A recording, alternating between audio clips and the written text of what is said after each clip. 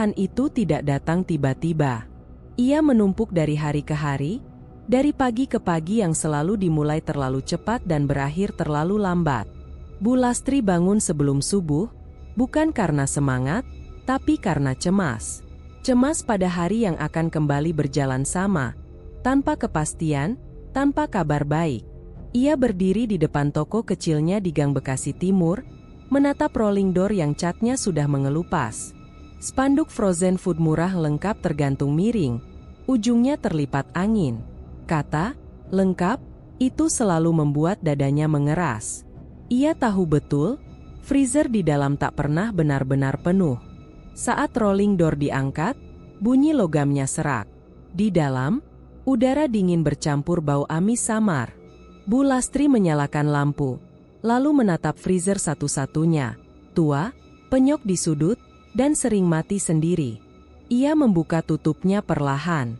Beberapa plastik ayam beku menempel satu sama lain, warnanya pucat, sebagian tampak menghitam di ujung. Ada ikan yang kemasannya menggembung, tanda ia sudah terlalu lama disimpan. Rusak lagi, gumamnya. Ia menghitung cepat di kepala. Kerugian kecil, tapi terus berulang.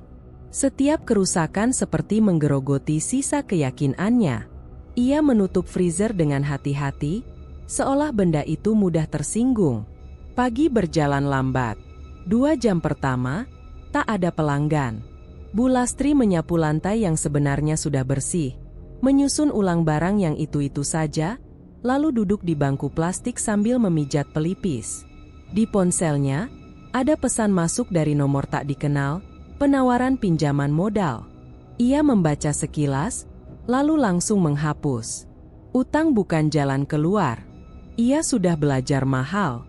Beberapa tahun lalu, saat suaminya masih ada, mereka pernah mengambil pinjaman untuk usaha kecil-kecilan.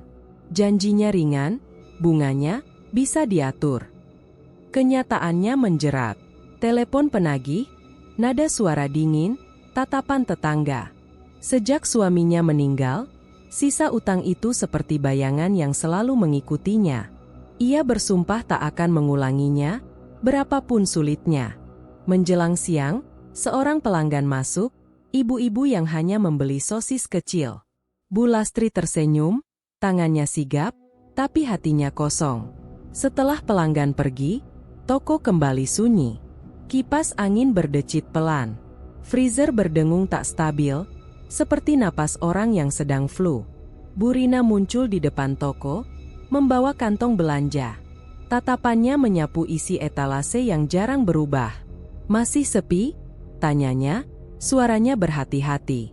Bu Lastri mengangguk. "Biasa." Bu Rina berdiri agak lama, ragu. "Kalau mau, aku kenal koperasi."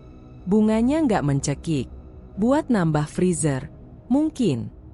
Nada itu, niat baik bercampur kasihan, membuat Bu Lastri menegang.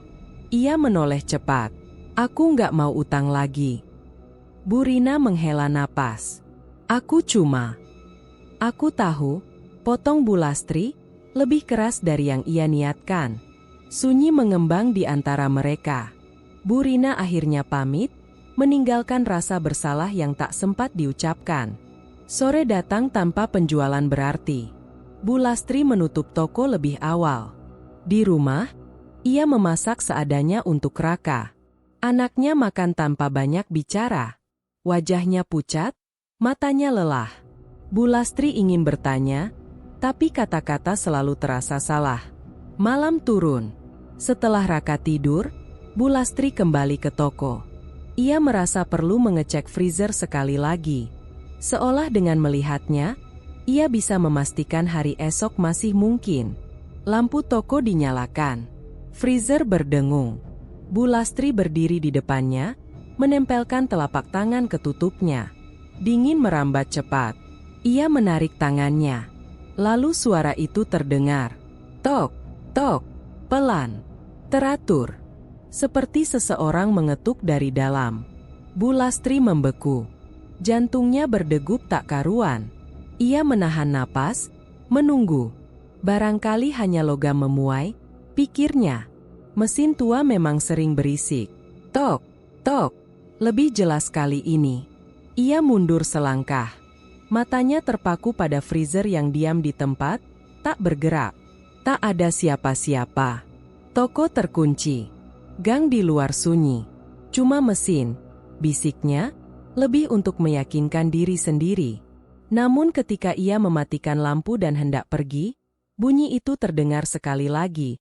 Lebih dekat, lebih dalam. Seolah ada sesuatu yang menuntut perhatian.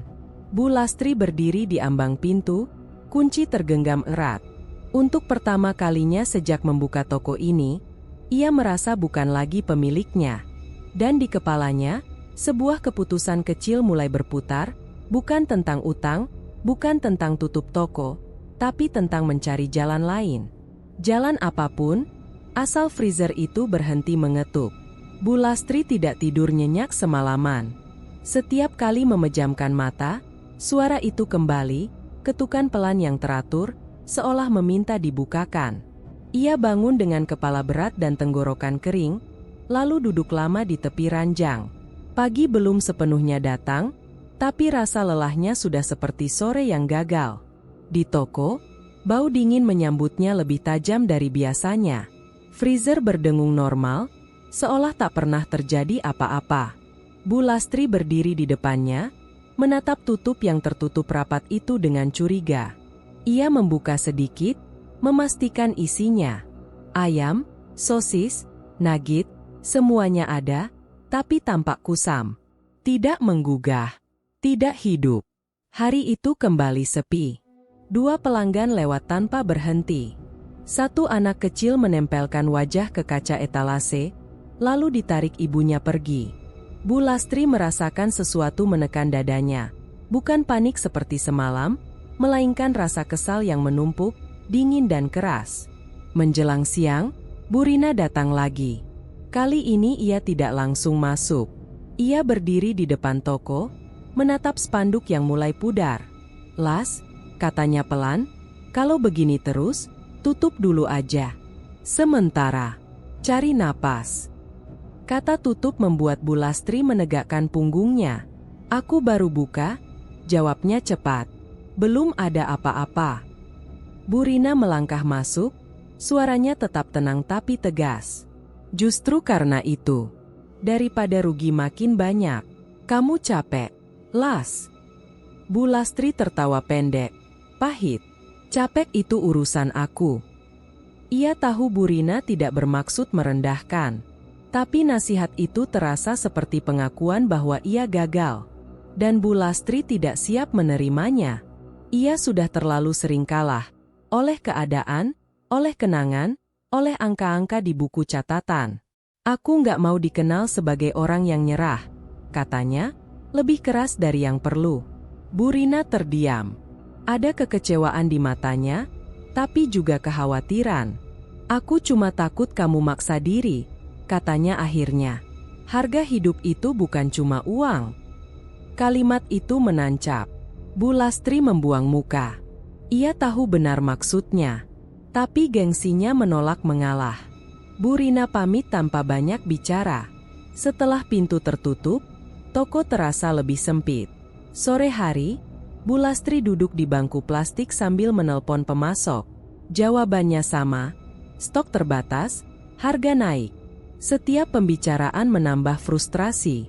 Ia mematikan ponsel, lalu menghela napas panjang. Pandangannya jatuh ke freezer. Bunyi dengungnya stabil, nyaris menenangkan. Namun di balik itu, ada perasaan tak enak, seperti menatap sesuatu yang menilai balik. Seorang pelanggan laki-laki paruh baya masuk, membeli ayam beku. Saat membayar, ia mengobrol ringan. "Di daerah sebelah, ada yang jualan frozen food rame banget sekarang," katanya. "Baru buka, tapi laris. Katanya dagangannya awet." Bu Lastri mengangkat kepala. "Awet gimana?" "Ya, awet aja," jawabnya sambil tertawa kecil. "Nggak pernah kehabisan, nggak pernah rusak. Orang-orang bilang hoki." Kata hoki membuat Bu Lastri terdiam. Setelah pelanggan pergi, kata itu terus berputar di kepalanya. Ia bukan orang yang percaya hal aneh-aneh. Tapi ia juga bukan orang yang bisa menutup mata dari kenyataan. Usahanya berjalan di tempat. Malamnya, ia bertemu tetangga di warung kecil. Obrolan bergulir soal dagangan, soal orang-orang yang tiba-tiba sukses. Sebuah nama disebut pelan, hampir berbisik, seolah takut didengar tembok. "Mbah Wiryo," kata seseorang. Katanya pinter ngatur usaha. Bu Lastri pura-pura tak tertarik, tapi telinganya menangkap setiap suku kata. Ia pulang dengan langkah cepat. Di rumah, Raka sudah tidur. Ia duduk sendirian di ruang tamu, memikirkan kata-kata Bu Rina, cerita pelanggan, dan nama yang baru saja ia dengar. Ia menolak menyebutnya apa adanya. Ia menyebutnya opsi. Bukan solusi, bukan harapan, sekadar kemungkinan. Sesuatu yang bisa ia lihat dari jauh tanpa harus menyentuh. Sebelum tidur, ia kembali ke toko. Freezer berdengung seperti biasa. Bu Lastri berdiri lama di depannya, merasakan dingin yang merambat lewat udara. Tidak ada ketukan malam ini, tapi justru itu yang membuatnya resah. Ia pulang dengan satu keputusan kecil yang terasa berbahaya. Besok, ia akan bertanya lebih banyak. Bukan untuk percaya, setidaknya, begitu ia meyakinkan dirinya sendiri. Keputusan itu tidak terasa besar saat Bu Lastri melangkah keluar rumah pagi itu. Ia hanya mengatakan pada dirinya sendiri bahwa ia sedang mencari informasi. Bukan meminta, bukan memohon. Sekadar memastikan cerita-cerita yang beredar tidak lebih dari bualan orang-orang yang ingin terlihat penting. Namun langkah kakinya terlalu pasti untuk seseorang yang sekadar ingin tahu. Rasa lelah dan frustrasi kemarin masih tertinggal di bahunya. Kata-kata Bu Rina, dengung freezer yang terus menghantui, dan sepinya toko seolah mendorong punggungnya ke arah yang sama. Ia naik angkot menuju pinggiran Bekasi, daerah yang jarang ia datangi. Sepanjang jalan, ia merapikan alasan-alasan di kepalanya. "Aku cuma mau dengar. Aku nggak percaya hal aneh-aneh. Aku masih pegang kendali." Rumah Mbah Wiryo tidak tampak seperti tempat orang mengatur nasib. Tidak ada sesajen di depan pintu, tidak ada bau kemenyan. Rumah itu bersih, halaman kecilnya ditanami cabai dan daun pandan. Seorang lelaki tua duduk di teras, menyapu daun kering dengan gerakan tenang. "Kamu Bu Lastri?" katanya tanpa bertanya. Nada suaranya datar, bukan menuduh, bukan menyambut. Bu Lastri berhenti sejenak. "Iya," jawabnya hati-hati. "Masuklah," ujar Mbah Wiryo, seolah kedatangan itu sudah tercatat sejak lama. Di dalam rumah, udara terasa sejuk. Tidak dingin seperti freezer, tapi cukup untuk membuat napas terasa ringan. Bu Lastri duduk berhadapan dengan Mbah Wiryo di ruang tamu sederhana. Tidak ada meja altar. Hanya cangkir teh hangat yang diletakkan di antara mereka. "Kamu dagang frozen food," kata Mbah Wiryo sambil menuangkan teh. "Dagangan dingin, tapi bebannya berat." Kalimat itu membuat Bu Lastri menegang. Ia hampir membantah, tapi menahan diri. "Saya cuma mau tanya," katanya. "Orang-orang bilang Mbah bisa bantu usaha." Mbah Wiryo tersenyum tipis. "Saya tidak bantu. Saya cuma menunjukkan jalan. Tidak ada mantra. Tidak ada ancaman." Itu justru membuat Bu Lastri bingung. Ia menunggu sesuatu yang lebih jelas. Peringatan, larangan, atau permintaan aneh. Tapi Mbah Wiryo hanya memandangnya dengan mata tua yang tajam. "Usaha itu seperti napas," lanjut Mbah Wiryo. "Kalau dijaga, dia hidup. Kalau diabaikan, dia mati." Bu Lastri mengangguk, mencoba menempatkan kata-kata itu dalam logika bisnis. "Maksud Mbah, saya kurang perhatian." "Bisa jadi," jawab Mbah Wiryo ringan.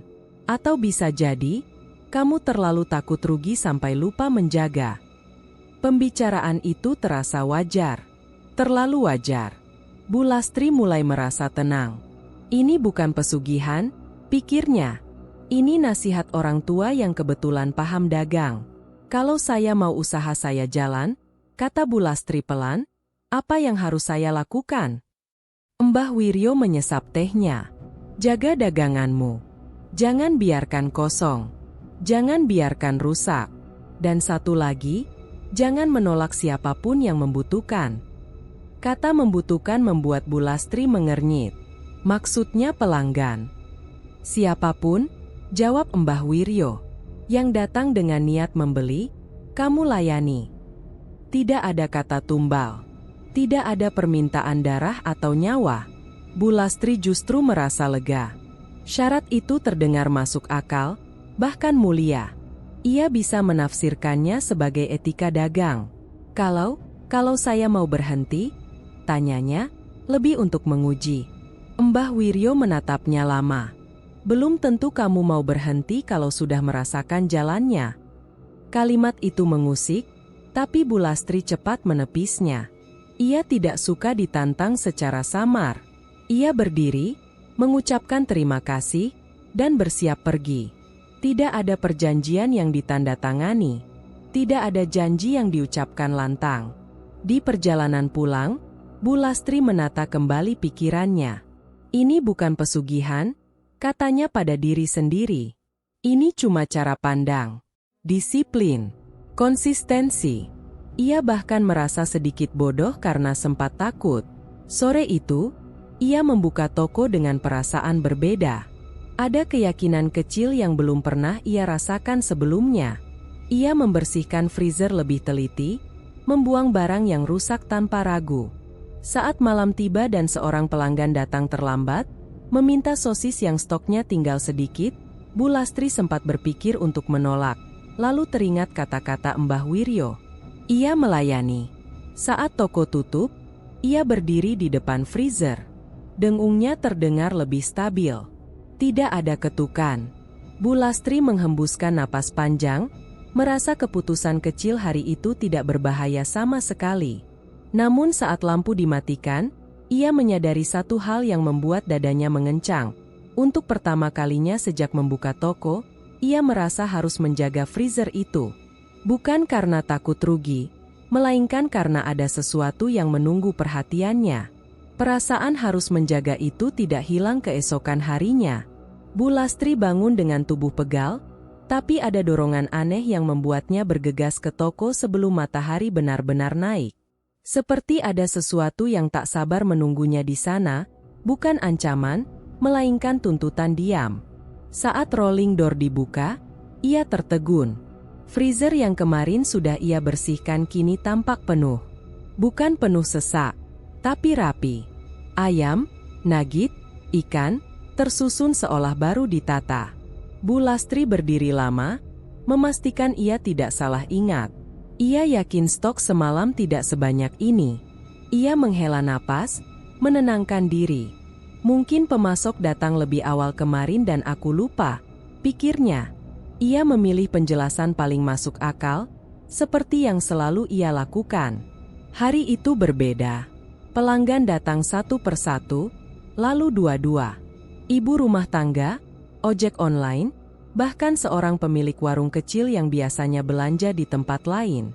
Bu Lastri hampir tidak sempat duduk. Tangannya sibuk mengambil barang dari freezer yang, entah bagaimana, tak pernah tampak berkurang. Setiap kali tutupnya dibuka, selalu ada stok. Euforia itu datang perlahan, lalu membesar. Ada senyum yang lama tak muncul di wajahnya.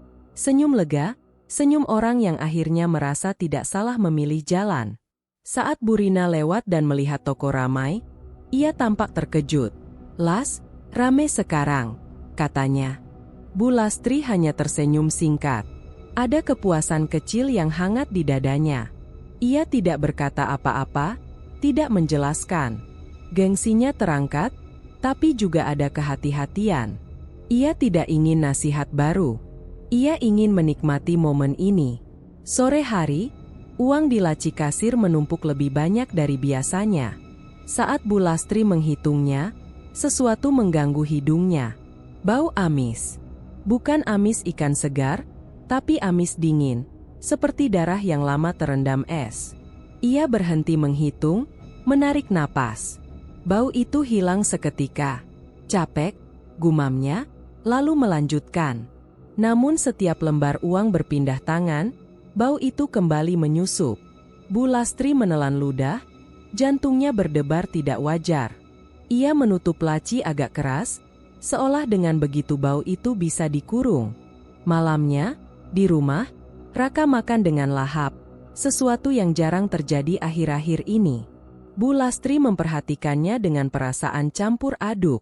Ada bahagia karena anaknya terlihat lebih hidup, tapi juga rasa bersalah yang samar. Seolah kebahagiaan ini bukan sepenuhnya miliknya. Saat Raka hendak tidur, ia berhenti di ambang kamar. "Bu," katanya pelan. "Iya. Aku mimpi aneh." Bu Lastri menoleh. "Mimpi apa?" Raka ragu sejenak. "Aku di dalam es. Tangan aku dipegang, dingin banget." Bu Lastri merasa tengkuknya meremang. "Cuma mimpi," katanya cepat. Terlalu cepat. Ia sadar nadanya terdengar defensif. "Kamu kecapean." Raka mengangguk, tapi matanya belum sepenuhnya tenang. Bu Lastri mematikan lampu kamar, lalu berdiri lama di luar pintu. Ia meyakinkan diri bahwa mimpi anak-anak sering aneh. Tidak ada hubungannya dengan apapun. Namun malam itu, ia kembali ke toko. Kebiasaan baru yang tak ia sadari mulai terbentuk. Ia membuka freezer, memeriksa stok. Penuh. Selalu penuh. Ada rasa puas yang hampir membuatnya tersenyum. Lalu bau amis itu muncul lagi, tipis tapi jelas. Bu Lastri menutup freezer dan menyandarkan punggung ke dinding. Ia memejamkan mata, mengingat kata-kata Mbah Wiryo. "Jaga daganganmu. Jangan biarkan kosong." Ia sudah melakukan itu. Ia bahkan merasa telah melakukannya dengan benar. "Ini cuma efek ramai," bisiknya. "Aku cuma belum biasa." Keesokan harinya, toko makin ramai. Kabar menyebar cepat di ganggang sempit Bekasi. Frozen food Bu Lastri selalu ada. Kalimat itu berulang dari mulut ke mulut. Setiap pujian terasa seperti pembenaran atas pilihannya. Namun setiap malam, bau amis itu muncul saat ia menghitung uang. Dan setiap malam, Raka tidur dengan gelisah, berguling seolah mencari kehangatan yang tak ada. Di hari ketiga, saat hendak menutup toko, seorang pelanggan datang terlambat, wajahnya pucat, meminta daging tertentu. "Stok tinggal sedikit." Bu Lastri menatap freezer, lalu wajah pelanggan itu. Ia teringat syarat samar yang pernah ia anggap wajar. Ia melayani, meski perutnya mengeras oleh rasa tidak enak. Saat pelanggan pergi, freezer berdengung lebih keras dari biasanya, seperti napas panjang yang dilepaskan. Bu Lastri berdiri sendirian di toko, merasakan euforia yang mulai tercampur cemas. Ia sadar satu hal, toko ini memang mulai hidup. Pertanyaannya, dengan harga apa, dan sampai kapan ia sanggup membayarnya? Kecemasan yang muncul belakangan ini membuat Bu Lastri bekerja lebih keras dari biasanya.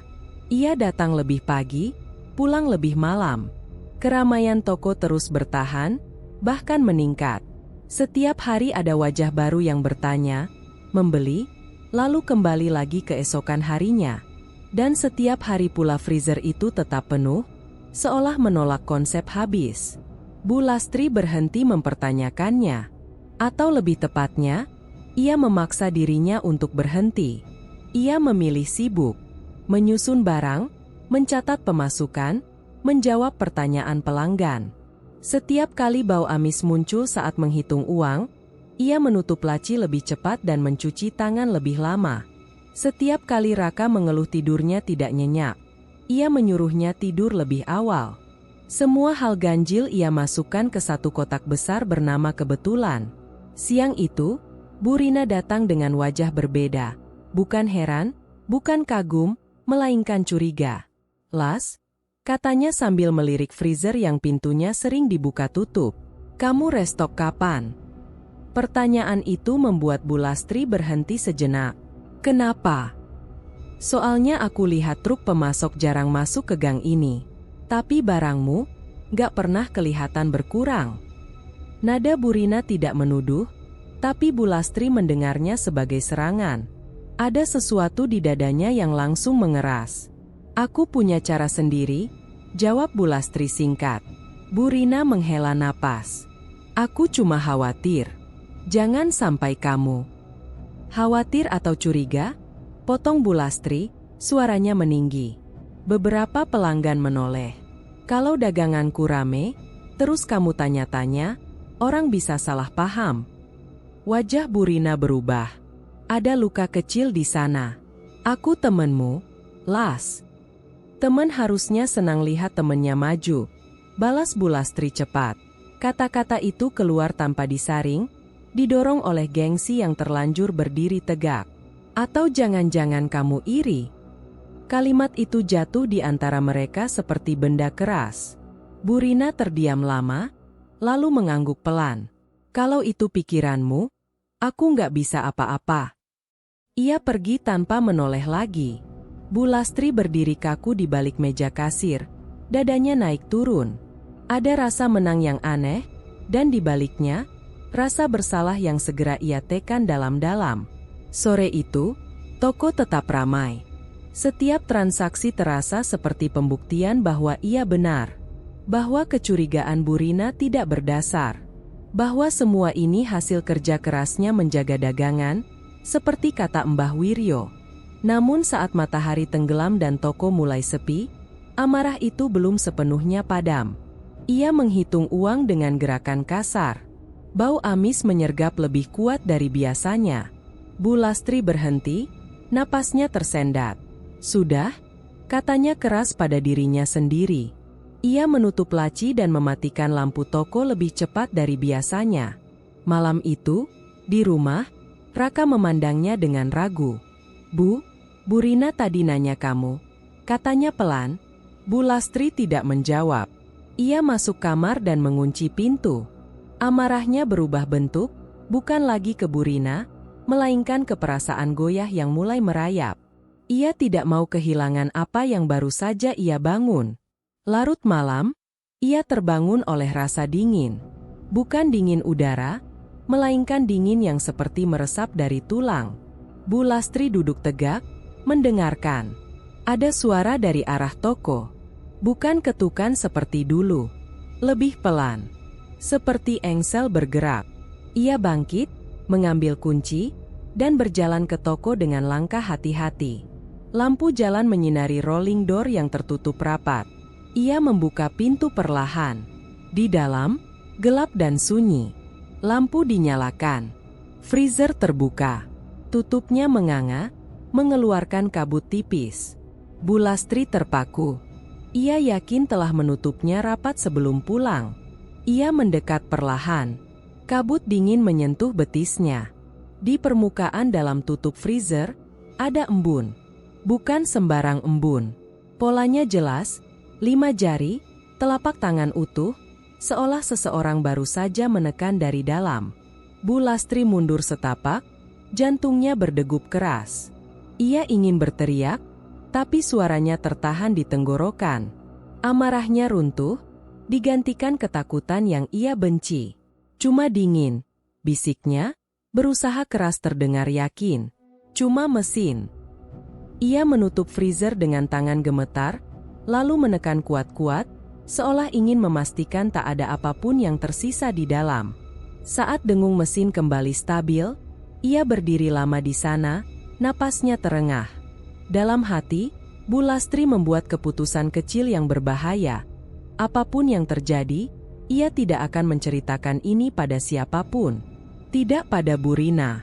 Tidak pada Raka. Jika ia mengakui keanehan ini, berarti ia juga harus mengakui bahwa ia mungkin salah. Dan itu adalah harga yang belum siap ia bayar. Bu Lastri tidak pernah benar-benar pulang malam itu. Setelah menutup freezer dengan tangan gemetar dan mematikan lampu toko, ia duduk di bangku plastik tanpa bergerak. Embun berbentuk telapak tangan itu masih melekat di kelopak matanya, tak mau hilang meski ia berkali-kali mengusap wajah. Ia menunggu sesuatu, bunyi, gerakan, apapun, yang bisa ia sebut sebagai penjelasan. Tapi yang ada hanya dengung mesin yang kembali stabil. Terlalu stabil, seperti napas orang yang berpura-pura tidur. Ketika akhirnya ia pulang menjelang subuh, tubuhnya terasa kosong. Raka masih terlelap. Bu Lastri memandang wajah anaknya lama, mencari tanda-tanda dingin yang selama ini ia sangkal.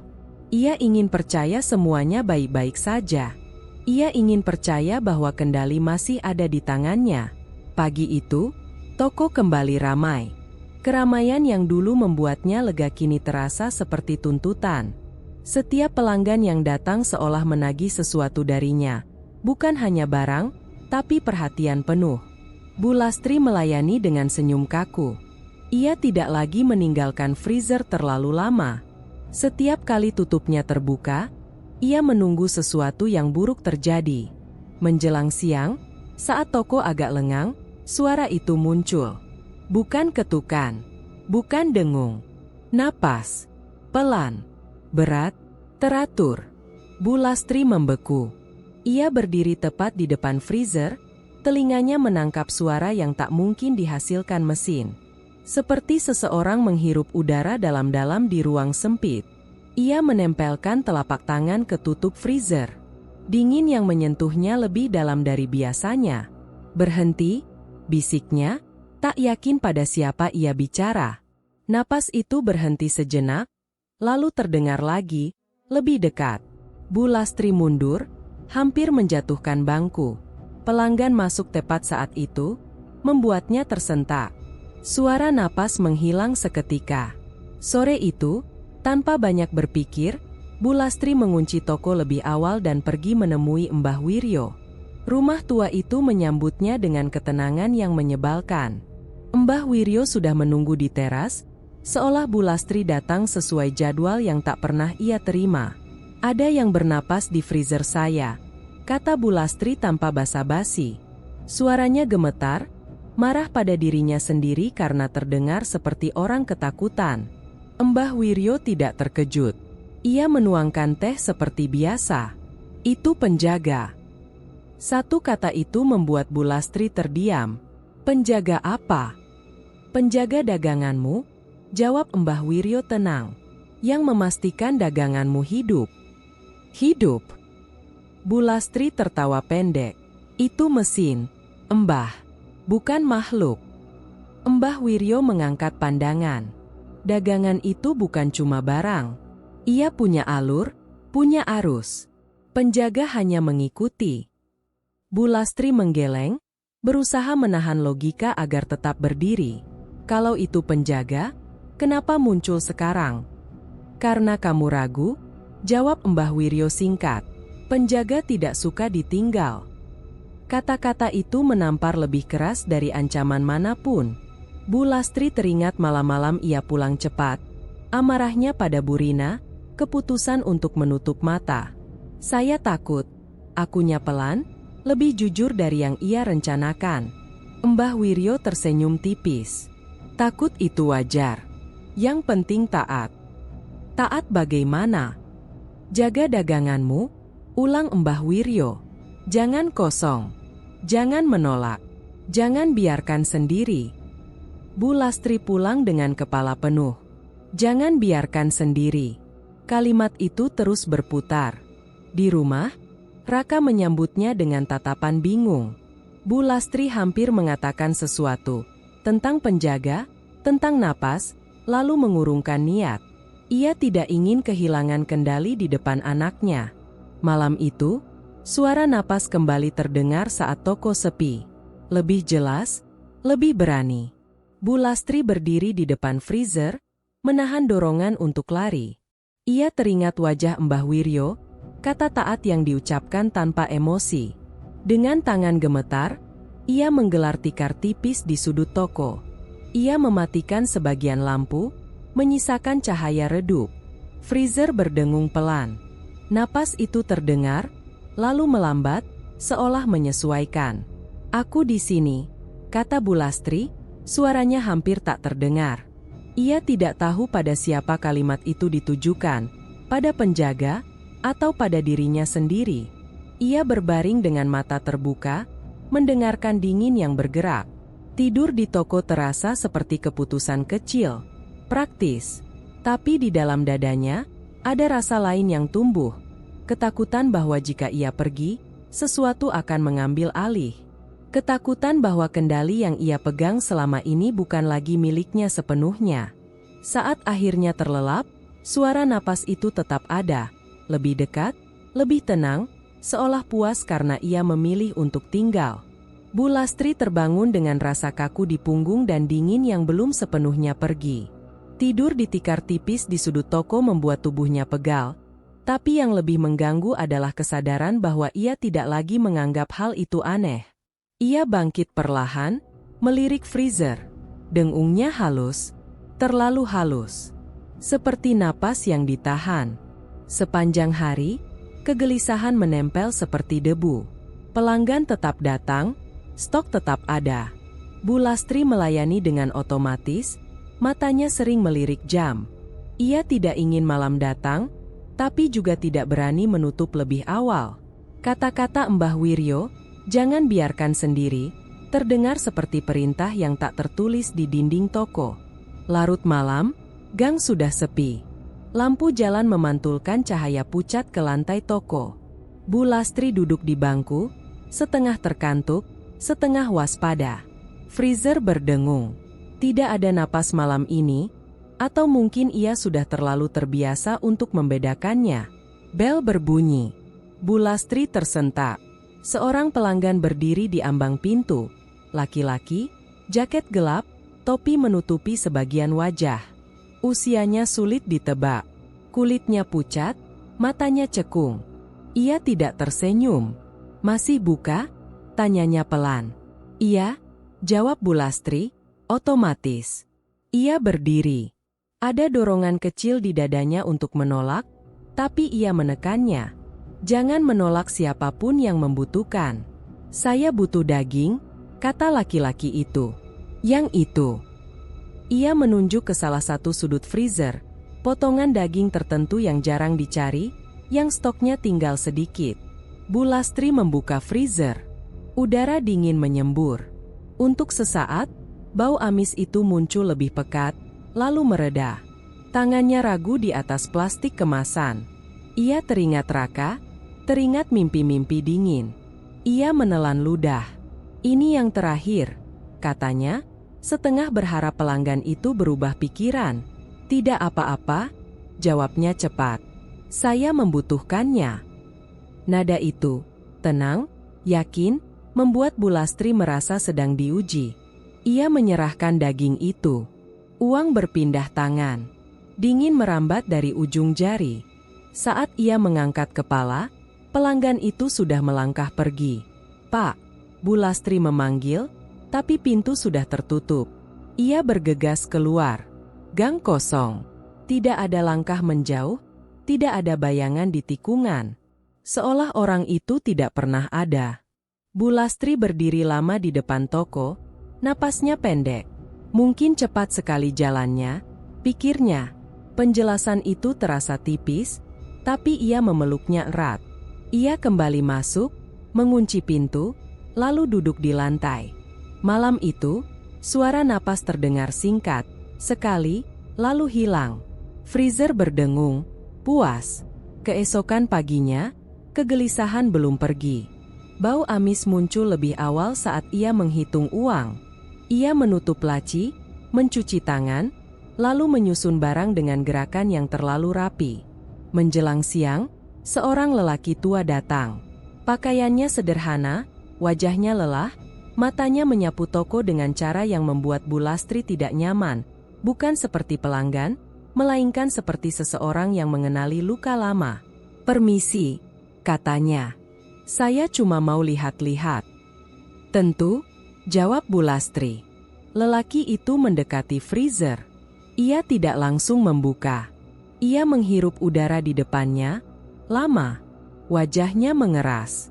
"Bau ini," katanya pelan. "Saya kenal." Bu Lastri menegang. "Bau apa?"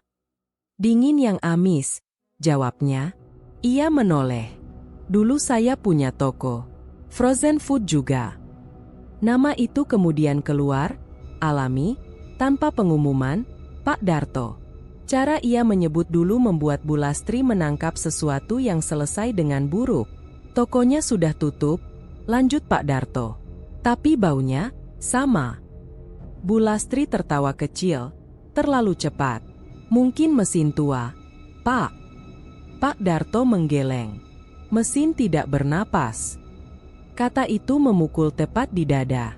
Bu Lastri merasakan dunia mengecil.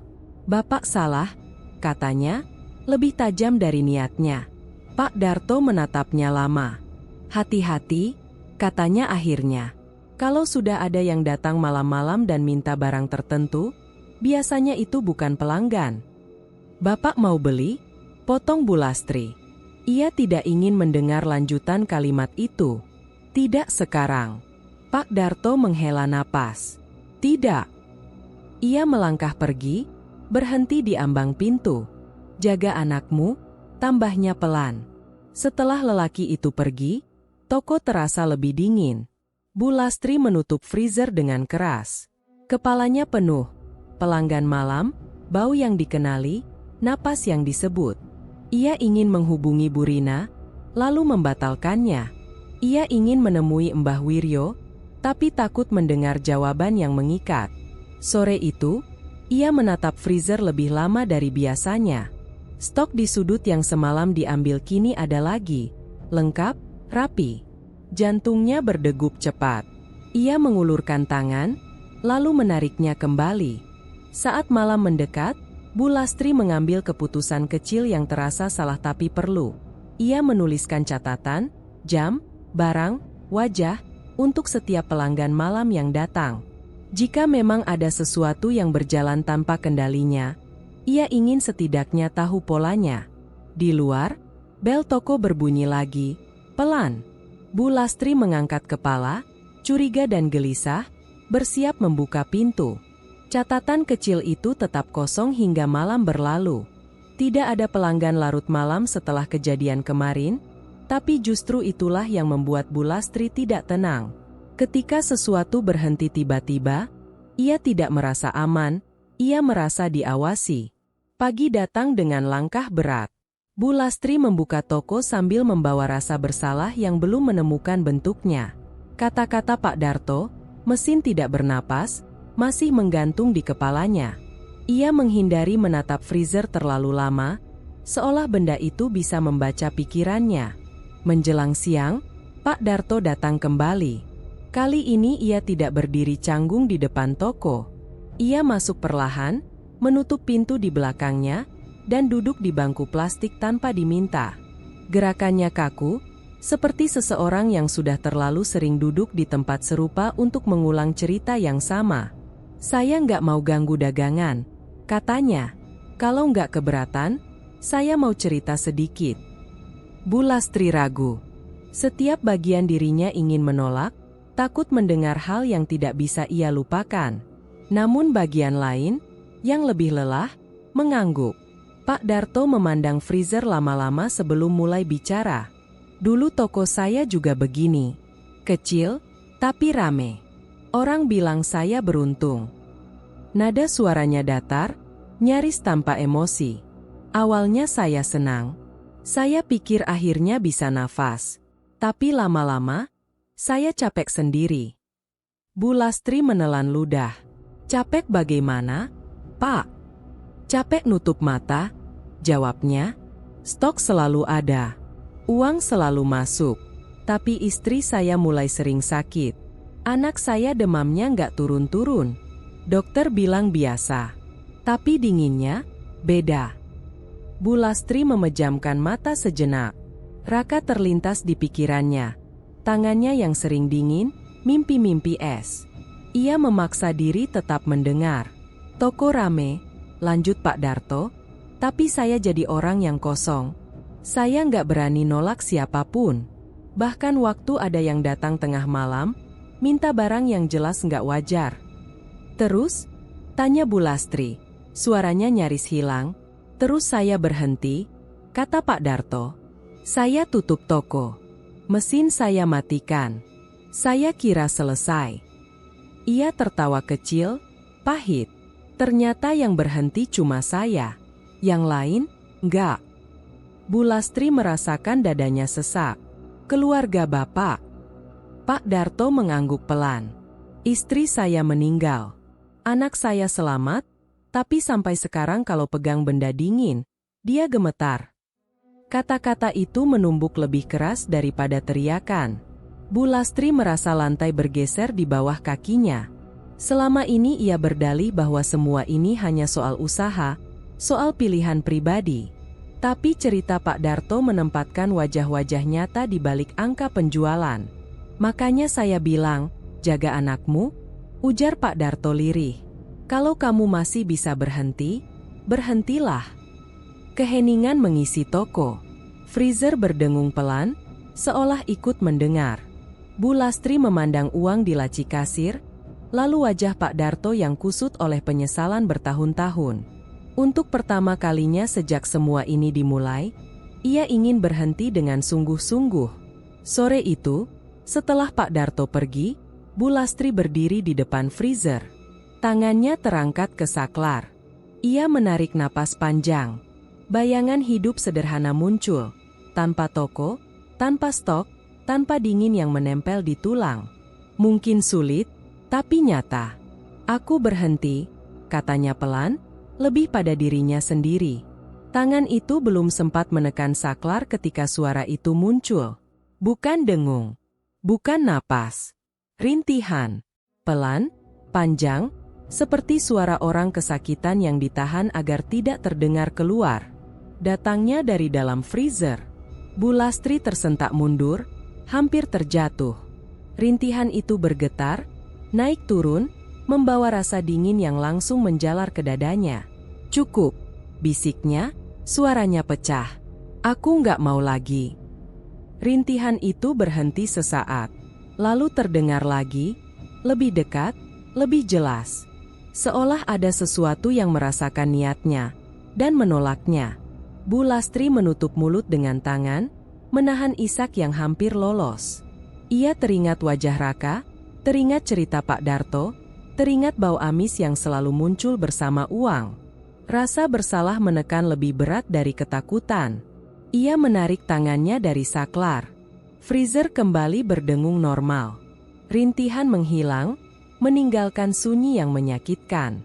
Bu Lastri terduduk di lantai, napasnya terengah. Ia tahu apa arti semua itu, meski menolak menyebutkannya. Malam itu, ia pulang lebih awal dan memeluk Raka lebih lama dari biasanya. Saat anaknya bertanya kenapa, Bu Lastri hanya berkata, "Ibu capek." Di kamar, dalam gelap, ia membuat keputusan kecil yang mengikat dirinya lebih dalam. Besok, ia akan kembali menemui Mbah Wiryo. Bukan untuk menanyakan cara berhenti, melainkan untuk memastikan apa yang sebenarnya sudah ia ikat dengan tokonya. Keputusan itu masih menggantung ketika pagi datang. Bu Lastri bangun dengan kepala berat dan dada yang terasa sempit, seolah semalaman ada tangan dingin menindih napasnya. Ia menoleh ke arah kasur kecil di sudut kamar. Raka tidak ada. Panik kecil menyentak sebelum Bu Lastri mendengar suara kursi di dapur. Raka duduk di sana, memeluk lutut, menatap lantai. Rambutnya belum disisir, matanya sembab seperti kurang tidur. "Kok bangun pagi?" tanya Bu Lastri, berusaha terdengar biasa. Raka mengangkat bahu. "Nggak bisa tidur." Bu Lastri mendekat dan meraih tangan anaknya. Dingin. Bukan dingin pagi, tapi dingin yang menempel lama, seperti es yang baru dikeluarkan dari freezer. Bu Lastri refleks menarik tangannya sendiri, lalu memaksa tersenyum. "Kamu sakit?" tanyanya cepat. Raka menggeleng. "Enggak." Ia menarik tangannya kembali, menyelipkannya ke saku celana. Gerakan kecil itu menusuk Bu Lastri lebih dalam daripada jawaban apapun. Raka biasanya tidak keberatan disentuh. Sekarang, ia menjaga jarak. Di toko, Bu Lastri mencoba fokus pada dagangan. Pelanggan datang dan pergi, angka di laci kasir terus bertambah. Freezer berdengung stabil, seolah tidak pernah merintih semalam. Namun setiap kali Bu Lastri meliriknya, bayangan tangan kecil Raka yang dingin kembali muncul. Siang hari, Bu Rina mampir membeli daging. Pandangannya menyapu wajah Bu Lastri yang pucat. "Kamu kenapa?" Kelihatan capek banget. Bu Lastri hendak menjawab, tapi kata-kata tertahan. Ia hanya menggeleng. Anak saya nggak enak badan. Bu Rina mengangguk, ragu. Hati-hati, Las. Anak itu gampang kena apa-apa. Kalimat sederhana itu terasa seperti peringatan. Bu Lastri menyelesaikan transaksi dengan tangan gemetar. Sore menjelang, Raka pulang sekolah lebih cepat. Ia langsung masuk kamar tanpa menyapa. Bu Lastri mengikuti, berdiri di ambang pintu. Raka duduk di lantai dengan buku gambar terbuka. "Kamu nggak mau makan?" tanya Bu Lastri. "Nanti," jawab Raka pendek. Bu Lastri melangkah masuk dan berjongkok. Ia melihat gambar di buku itu, seorang manusia kecil terkurung balok es besar. Wajahnya samar, mulut terbuka seperti ingin berteriak, tapi tidak ada suara. Di sekelilingnya, garis-garis dingin menjalar seperti retakan. Jantung Bu Lastri berdebar keras. "Ini, gambar apa?" Raka menutup bukunya cepat. "Biasa. Kok gambarnya dingin semua?" Bu Lastri memaksa tertawa kecil. "Kamu kedinginan." Raka menatap ibunya. Lama. Ada sesuatu di matanya. Bukan marah, bukan sedih, tapi menjauh. "Di rumah dingin." Kalimat itu jatuh pelan, tapi berat. Bu Lastri ingin menyangkal, ingin bilang rumah ini sama saja seperti dulu. Namun ia teringat freezer, rintihan, napas yang bukan milik manusia. Malamnya, Bu Lastri duduk di samping Raka saat anak itu tidur. Ia memegang keningnya, tidak panas. Tapi tangan Raka kembali terasa dingin. Dingin yang sama seperti pegangan pintu freezer. "Maafin ibu," bisiknya, tanpa tahu kepada siapa permintaan itu ditujukan. Hari-hari berikutnya, Raka semakin pendiam. Ia lebih sering menggambar daripada bermain. Jika Bu Lastri memeluknya, tubuh kecil itu menegang. Setiap jarak yang tercipta membuat Bu Lastri semakin takut. Bukan pada freezer, bukan pada penjaga, tapi pada kemungkinan kehilangan anaknya sedikit demi sedikit. Suatu malam, Bu Lastri terbangun oleh suara langkah kecil. Ia mengikuti bayangan Raka yang berjalan ke dapur. Anak itu berdiri di depan freezer, memandang pintunya yang berembun. "Raka?" seru Bu Lastri tertahan. Raka menoleh. Wajahnya kosong. Dia dingin, "Bu." Darah Bu Lastri seakan berhenti mengalir. "Siapa?" Raka tidak menjawab. Ia kembali ke kamar, meninggalkan Bu Lastri berdiri gemetar. Freezer berdengung lebih keras dari biasanya, seolah puas. Malam itu, Bu Lastri tidak tidur. Ia duduk di lantai dapur, punggung bersandar ke lemari, menatap freezer. Ketakutan yang ia rasakan kini berbeda, bukan lagi takut kehilangan kontrol atas dagangan, tapi takut sebagai seorang ibu yang melihat anaknya terseret ke sesuatu yang tidak ia pahami. Saat fajar menyingsing, Bu Lastri mengambil ponselnya. Jarinya gemetar saat mengetik pesan pendek. "Mbah, anak saya mulai kena. Saya butuh bicara. Sekarang." Ia tahu menghubungi Mbah Wiryo berarti melangkah lebih dalam. Namun untuk pertama kalinya, Bu Lastri tidak memikirkan toko atau uang. Ia hanya memikirkan satu hal. Apapun risikonya, ia harus menjaga Raka, meski itu berarti mendekati sumber dingin yang selama ini ia hindari. Pesan itu dibaca cepat. Balasannya datang singkat, tanpa basa-basi, datang setelah maghrib. Sendiri. Bu Lastri menatap layar ponsel lama setelah pesan itu hilang. Raka masih tidur di kamar, tubuhnya meringkuk seperti mencari kehangatan yang tak lagi ia temukan. Bu Lastri menyelimuti anaknya 2 lapis sebelum berangkat. Saat tangannya menyentuh pipi Raka, dingin itu kembali terasa. Bukan demam, melainkan dingin yang tidak semestinya. Perjalanan ke rumah Mbah Wiryo terasa lebih panjang dari biasanya. Jalan tanah yang lembab, pohon-pohon pisang yang berdiri seperti penjaga bisu. Rumah itu sama seperti pertama kali ia datangi. Lampu temaram, bau kayu tua, dan udara yang terasa lebih dingin dari sekitar. Mbah Wiryo duduk di bangku rendah. Kali ini, tatapannya tidak ramah, tapi juga tidak mengancam. Seolah ia tahu, kebohongan kecil sudah tak lagi berguna. "Kamu datang karena anakmu?" kata Mbah Wiryo membuka pembicaraan. Bu Lastri mengangguk. Tenggorokannya kering. Tangan dia dingin. Dia berubah. Mbah Wiryo menarik napas panjang. Itu tanda awal. Tanda apa? Suara Bu Lastri bergetar. Mbah bilang dulu nggak ada bahaya. Cuma jaga dagangan. Jangan nolak orang yang butuh. Dan kamu melakukannya? Sahut Mbah Wiryo tenang. Daganganmu hidup. Lebih dari cukup. Bu Lastri mengepalkan tangan. Tapi anak saya. Pesugihan ini, potong Mbah Wiryo, suaranya kini berat, menukar kehangatan hidup dengan kelangsungan dagang. Kalimat itu jatuh seperti palu. Bu Lastri menelan ludah. Maksudnya apa? Mbah Wiryo menatapnya lurus. Uang, stok, pelanggan, semua itu butuh keseimbangan. Yang kamu jual bukan cuma daging beku. Kamu menjual rasa hangat yang seharusnya ada di hidupmu. Bu Lastri menggeleng cepat. Saya nggak pernah. Orang-orang terdekatmu, lanjut Mbah Wiryo, tak memberinya ruang, akan membeku. Ada yang batinnya duluan, jadi dingin, menjauh, kosong. Ada yang fisiknya menyusul. Bayangan Raka berdiri di depan freezer, berkata dia dingin, menyambar kepala Bu Lastri. Lututnya melemas. Ia duduk di lantai tanpa sadar. Kenapa baru sekarang Mbah bilang? Suaranya pecah. Karena kamu baru mau dengar? Jawab Mbah Wiryo pelan. Sebelumnya, kamu masih memilih percaya pada logika yang menguntungkanmu. Air mata mengalir tanpa bisa ditahan. Saya cuma mau hidupin anak saya.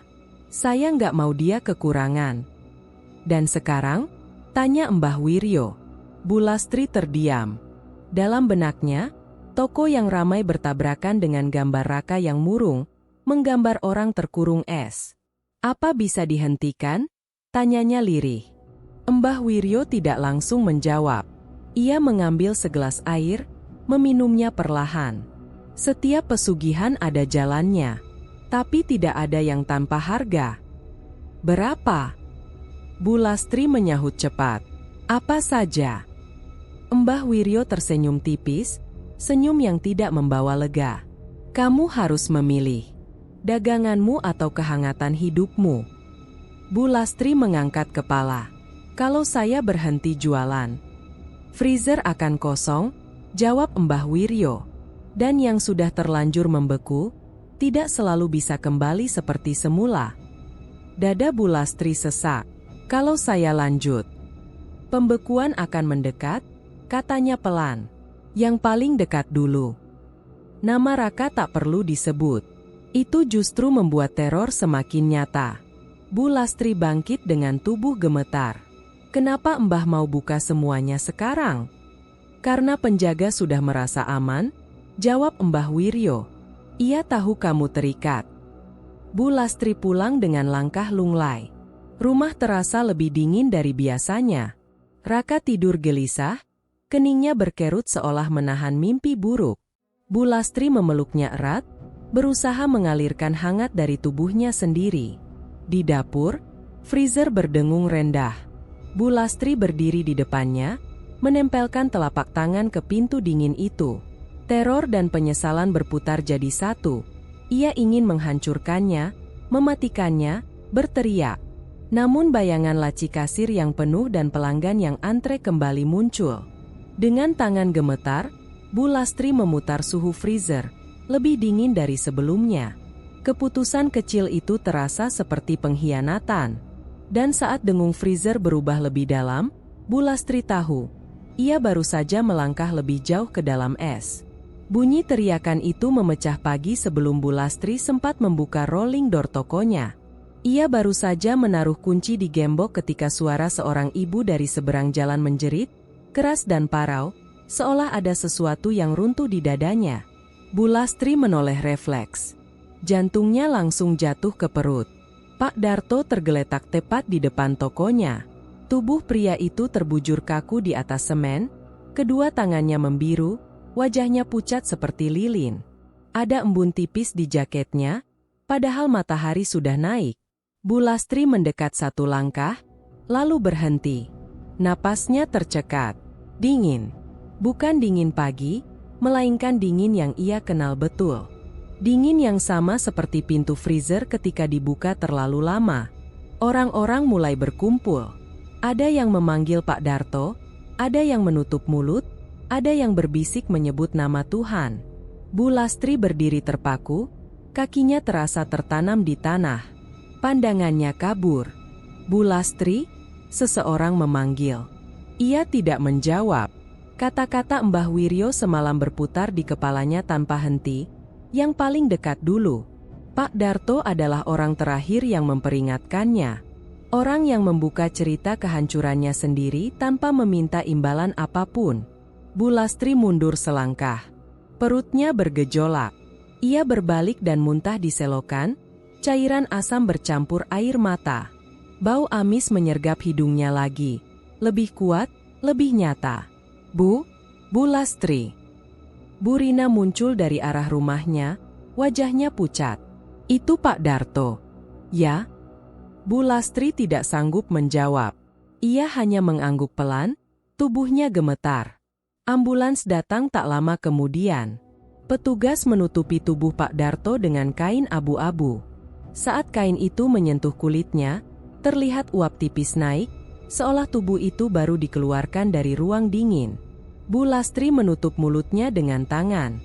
Tangisnya tertahan, tercekat di dada. Namun pagi tetap berjalan. Rolling door toko Bu Lastri dibuka oleh pelanggan sebelum ia sempat menurunkannya kembali. Seorang ibu berdiri di depan etalase, menunjuk ayam fillet. Bu, yang ini masih ada. Bu Lastri menatap freezer. Lampunya menyala stabil. Stok penuh. Seolah tidak terjadi apa-apa di luar. Ia melayani dengan tangan gemetar. Setiap uang yang berpindah ke laci kasir terasa berat, lengket, berbau dingin. Pelanggan datang silih berganti. Ada yang membicarakan kematian Pak Darto sambil memilih sosis. Ada yang bilang kasihan, lalu bertanya diskon. Dunia tidak berhenti. Bu Lastri ingin berteriak, ingin mengusir mereka semua. Tapi mulutnya terkunci. Ia hanya mengangguk, menimbang, membungkus. Siang hari, laci kasir penuh.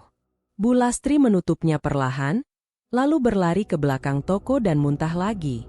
Kali ini bercampur darah tipis. Lututnya menekuk, ia duduk di lantai dingin, memeluk perutnya sendiri. Ini salah saya, bisiknya. Ini karena saya. Bayangan Pak Darto muncul, wajah lelahnya, suaranya yang berat saat bercerita tentang keluarganya yang hancur. Peringatan yang ia abaikan karena gengsi, karena takut kehilangan. Freezer berdengung lebih keras. Seolah menyahut. Bu Lastri berdiri tertatih dan mendekat. Ia membuka pintu freezer. Uap dingin menyembur keluar, memeluk wajahnya. Di dalam, daging tersusun rapi, merah muda sempurna, tanpa satupun tanda busuk. Tolong, katanya lirih, entah pada siapa. Jangan ambil lagi. Tidak ada jawaban. Hanya suara dengung yang stabil, tenang, yakin. Sore hari, Raka pulang sekolah. Anak itu berdiri di ambang pintu toko, menatap Bu Lastri dengan mata yang terasa lebih jauh dari kemarin. Bu, katanya pelan. Om yang kemarin. Kenapa tidur di depan toko? Bu Lastri tersentak. Ia berlutut di depan Raka, memegang bahunya. Kulit itu dingin. Raka, suaranya bergetar. Kamu jangan dekat-dekat freezer, ya? Raka mengangguk pelan, tapi matanya melirik ke arah mesin itu. Dia nangis semalam, katanya tiba-tiba. Bu Lastri membeku. Siapa? Yang di dalam? Jawab Raka polos. Dia bilang lapar. Dunia Bu Lastri runtuh sepenuhnya. Malam itu, setelah menutup toko lebih awal, Bu Lastri menghitung uang dengan tangan gemetar. Jumlahnya lebih banyak dari biasanya. Ia menatapnya lama, lalu tiba-tiba menyapu semuanya ke lantai. Uang-uang itu berserakan seperti potongan es. Bu Lastri menangis tanpa suara. Trauma dan rasa bersalah menghantamnya bersamaan. Ia tahu satu hal dengan pasti, Pak Darto bukan akhir.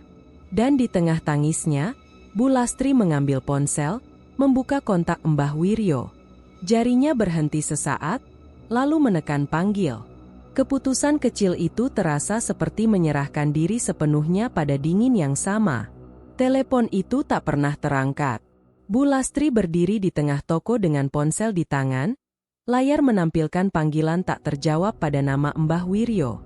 Uang berserakan masih ia biarkan di lantai sejak semalam. Seperti saksi bisu keputusan-keputusan yang tak pernah benar-benar ia buat.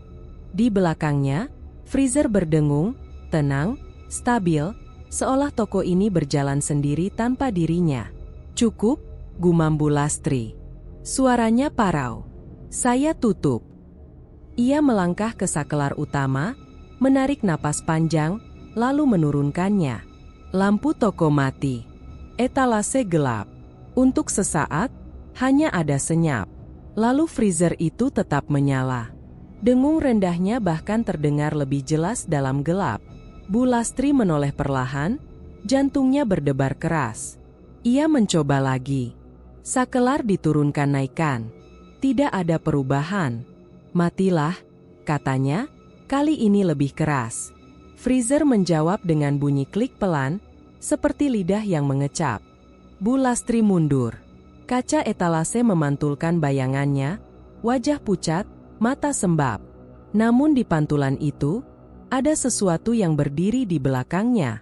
Sosok tinggi, kabur, seperti manusia yang dibentuk dari es. Bahunya lebar, kepalanya tertunduk, uap dingin mengepul dari tubuhnya. Wajahnya tak jelas, tapi Bu Lastri merasakan tatapannya menembus kulit. Ia menjerit dan berbalik. Tidak ada apa-apa. Hanya freezer, berdiri setia di sudut. Tangannya gemetar. Keringat dingin mengalir di pelipis. Ini nggak nyata, bisiknya. Saya capek. Dari kamar belakang, terdengar batuk lemah. Raka! Bu Lastri berlari. Anaknya terbaring di kasur, wajahnya pucat keabu-abuan. Bibirnya membiru.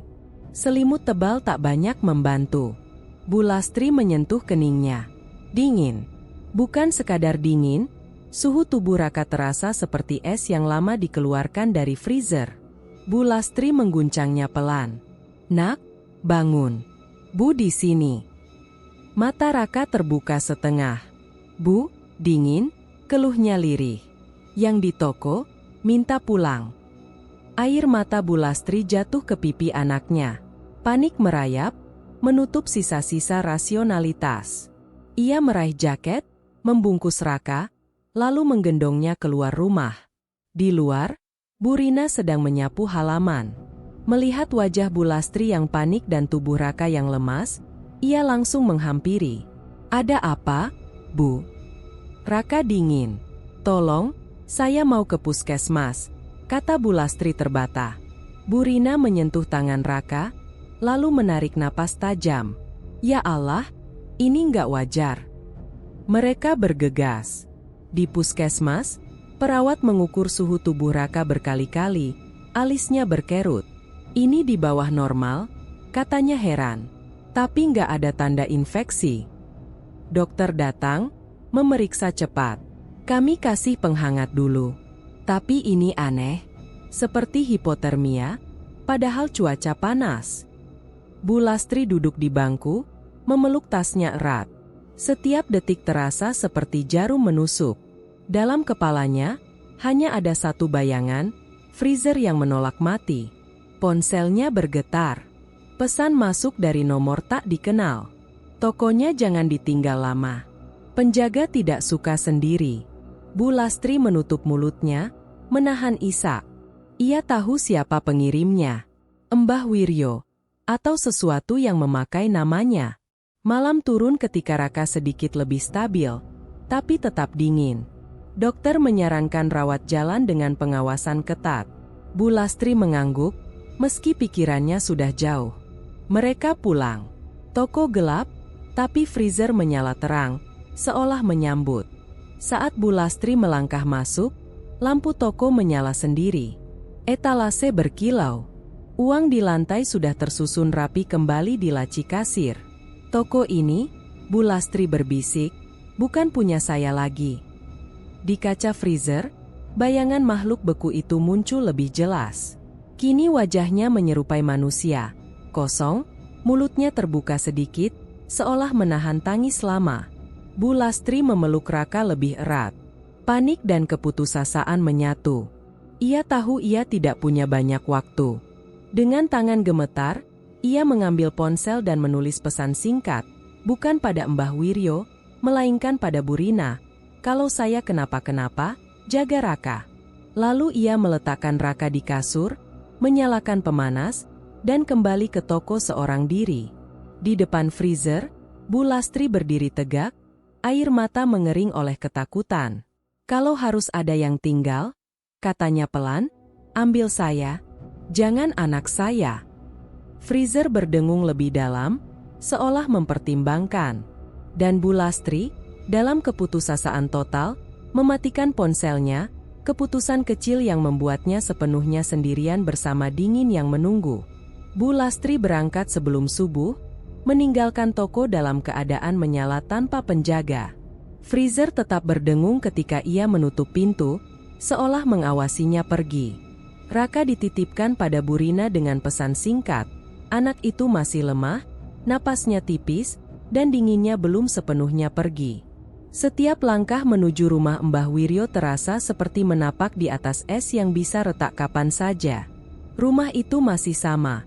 Lampu redup, bau kayu tua, udara yang menggigit. Mbah Wiryo duduk menunggu, seperti sudah tahu Bu Lastri akan datang. Kali ini, tidak ada senyum tipis, tidak ada basa-basi. Kalau mau minta berhenti, kata Mbah Wiryo, kamu datang terlambat. Bu Lastri berdiri di depannya, tangan mengepal. Saya nggak mau dagangan itu lagi. Ambil semuanya. Saya cuma mau anak saya hidup normal. Mbah Wiryo menatapnya lama, seperti menimbang sesuatu yang berat. Dagangan bisa berhenti. Harapan menyala sekejap di dada Bu Lastri. Bagaimana caranya? Tapi penjaga harus punya tempat, lanjut Mbah Wiryo datar. Kalimat itu memadamkan harapan tadi, menggantinya dengan ketakutan yang lebih tajam. Tempat apa? Tempat menetap, jawab Mbah Wiryo. Supaya tidak berkeliaran, supaya dinginnya tidak mencari. Bu Lastri menggeleng cepat. Bukan di anak saya. Bukan, sahut Mbah Wiryo. Itu sudah jelas. Hening menekan ruangan. Bu Lastri merasakan denyut di pelipisnya. Mbah mau bilang apa sebenarnya? Mbah Wiryo bangkit perlahan, berjalan ke sudut ruangan, mengambil sebuah baskom berisi air. Ia mencelupkan tangannya. Air itu beriak, lalu permukaannya mengeras, membeku tipis. Penjaga itu bukan makhluk tanpa arah, katanya. Ia terikat pada sumber hangat yang menolaknya. Kalau dagangan berhenti, ikatan harus dipindahkan. Dipindahkan kemana? Bu Lastri berbisik. Mbah Wiryo menatapnya lurus. Ke pemilik. Dunia Bu Lastri seolah runtuh, namun justru menjadi lebih jelas. Ia tertawa pendek, pahit. Jadi saya. Itu jalan paling bersih, jawab Mbah Wiryo. Dagangan mati. Anakmu lepas. Bu Lastri mundur selangkah. Bayangan Raka, wajahnya yang pucat, tangannya yang dingin, muncul silih berganti. Kalau saya menolak. Mbah Wiryo menghela napas. Penjaga akan mencari tempat sendiri. Biasanya, yang paling dekat. Tidak. Bu Lastri menggeleng, suaranya meninggi. Ini bukan perjanjian. Ini pemerasan. Pesugihan tidak pernah punya bahasa yang adil, kata Mbah Wiryo. Kamu yang datang. Kamu yang menerima. Air mata menggenang, Tapi Bu Lastri menahannya. "Saya ibu. Saya nggak bisa." "Kamu juga pemilik," potong Mbah Wiryo. "Dan pemilik bertanggung jawab atas apa yang ia hidupkan." Konflik itu menjeratnya dari dua sisi. Jika ia menyerahkan diri, Raka selamat, tapi hidupnya berakhir dalam dingin yang tak pernah selesai.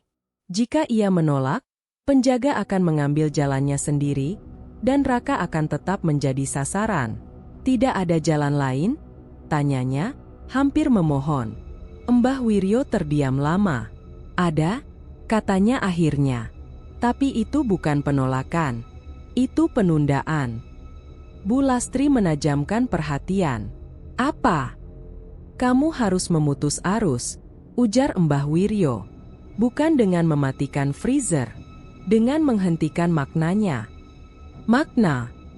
Bu Lastri bingung. "Daganganmu hidup karena dilayani," jelas Mbah Wiryo. "Karena kamu tidak menolak siapapun yang membutuhkan.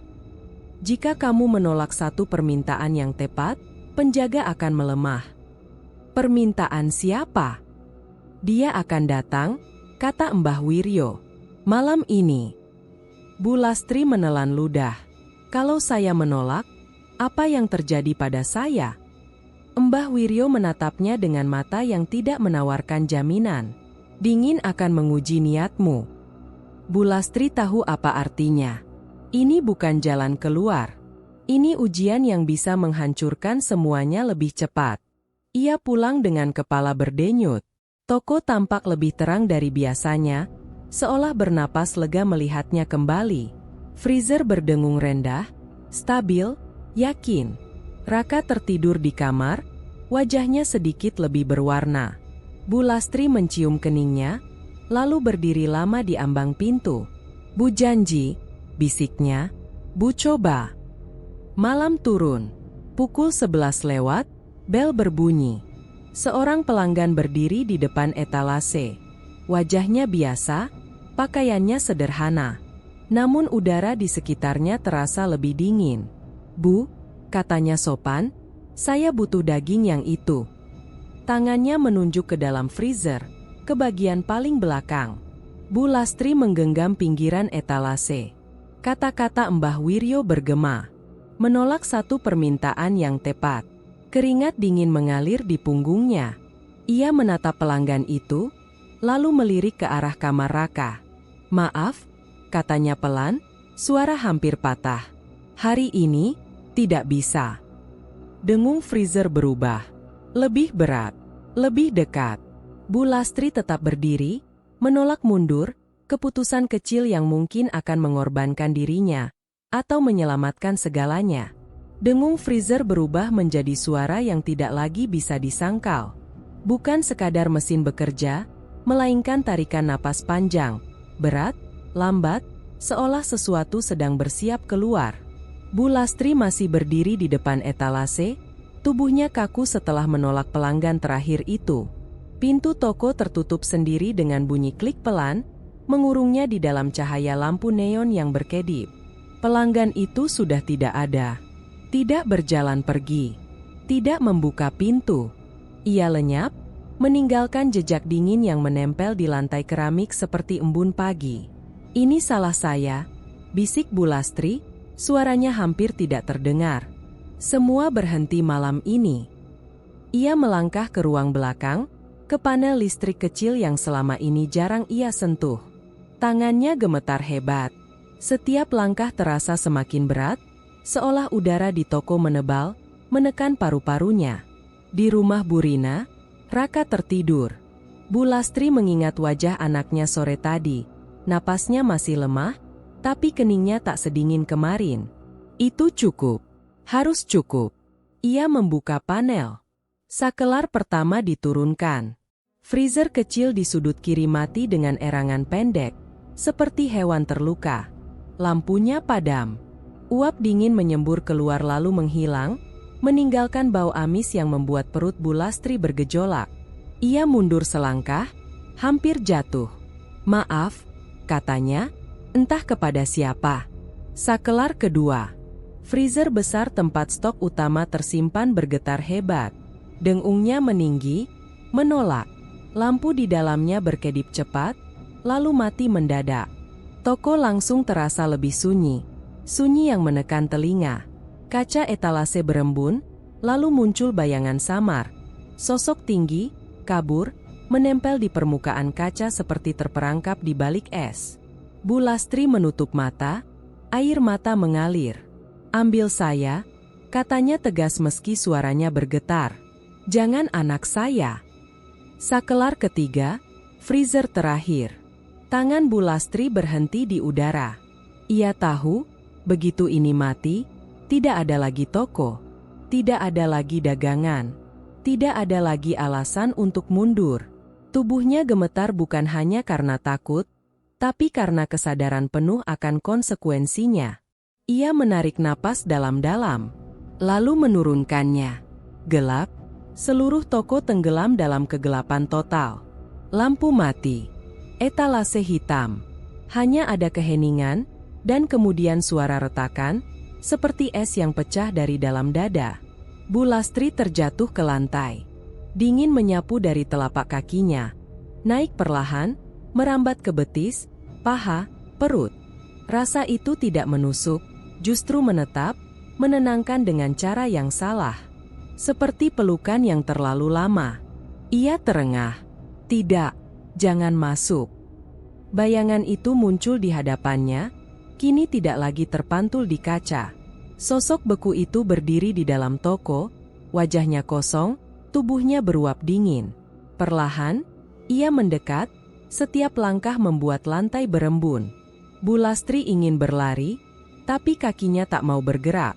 Sosok itu berhenti tepat di depannya. Tidak menyerang, tidak mengaum. Ia hanya membuka mulut, dan dari dalamnya keluar suara rintihan panjang, penuh lapar dan kehilangan. Lalu ia menyentuh dada Bu Lastri. Rasa dingin itu menembus kulit, tulang, jantung. Bu Lastri menjerit tanpa suara. Kenangan-kenangan terpotong melintas. Hari pertama membuka toko, senyum Raka saat freezer baru datang, rasa bangga bercampur takut yang selama ini ia abaikan. Sosok itu menyusut, mencair menjadi kabut dingin yang tersedot ke dalam tubuh Bu Lastri. Ia terbatuk keras. Tubuhnya kejang. Napasnya memburu, lalu melambat. Ketika ia membuka mata, toko tetap gelap. Ini, tidak ada lagi dengung freezer. Namun dingin itu tidak pergi. Ia merangkul dirinya sendiri, tapi tak ada hangat yang kembali. Rasa dingin itu menetap di dada, di lengan, di setiap tarikan napas, bukan rasa sakit, melainkan keberadaan. "Apa ini? Sudah selesai?" bisiknya. Tidak ada jawaban. Bu Lastri bangkit tertatih. Langkahnya berat, seolah membawa beban tak kasat mata. Ia keluar toko, mengunci pintu dari luar.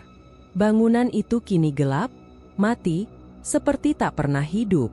Namun saat ia menempelkan telapak tangan ke dadanya, ia merasakan sesuatu bergerak pelan, napas lain yang kini berbagi tubuh dengannya. Di kejauhan, azan subuh mulai terdengar. Bu Lastri menatap langit yang perlahan memucat. Ketakutan final mencengkeramnya, bercampur tekad yang rapuh. Ia tahu satu hal, Raka mungkin selamat. Tapi dirinya, tidak lagi sepenuhnya milik sendiri. Dengan langkah berat, Bu Lastri berjalan menuju rumah Bu Rina. Keputusan terakhirnya belum benar-benar selesai, dan harga sesungguhnya baru akan ditagih. Toko itu ditutup tanpa peresmian, tanpa pamitan.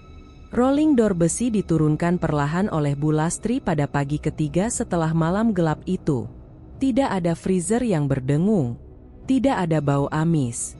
Bangunan kecil di pinggir jalan Bekasi itu menjadi kosong, seperti kulit yang ditinggalkan isinya. Bu Lastri berdiri lama di depan pintu besi sebelum menguncinya. Tangannya gemetar. Dingin. Selalu dingin, meski matahari sudah naik. Ia tidak menoleh lagi. Hari-hari setelahnya berjalan lambat, sederhana, nyaris sunyi.